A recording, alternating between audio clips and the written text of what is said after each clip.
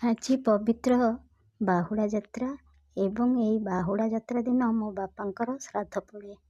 ମୋ ବାପା ଆଜିକୁ 5 ବର୍ଷ ପୂର୍ବରୁ ଇହଧାମ ତ୍ୟାଗ କରିଛନ୍ତି ଏହି ବାହୁଡ଼ା ଦିନ।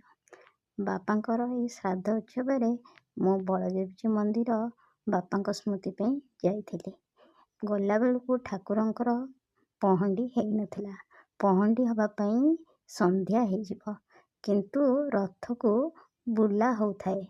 ଠିକ୍ ଭାବରେ ରଥ ବୁଲା ହୋଇ ଦକ୍ଷିଣ ଦ୍ୱାର ହେବ। ଆମେ ସେଠି ଠିଆ ହୋଇ ରଥ ଟଣା ଦେଖୁଥିଲୁ।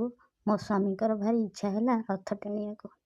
ସିଏ ଗଲେ ରଥ ଟାଣିବାକୁ, ଆଉ ମୁଁ ଠିଆ ହେଇ ରଥ ଦେଖିଲି, ଆଉ ମୋ ବାପାଙ୍କ ସ୍ମୃତିକୁ ମନେ ପକେଇଲି। ମୋ ବାପା ଠିକ୍ 5 ବର୍ଷ ଏହି ବାହୁଡ଼ା ଦିନ ଇହଧାମ ତ୍ୟାଗ କରିଥିଲେ। ସେଠାରେ ମାଗଣାରେ ପ୍ରସାଦ ଦିଆଯାଉଥିଲା। ଆମେ 2 ଜଣଙ୍କୁ ଆଉ ପ୍ରସାଦ କିଣିବାକୁ ପଡ଼ିଲାନି।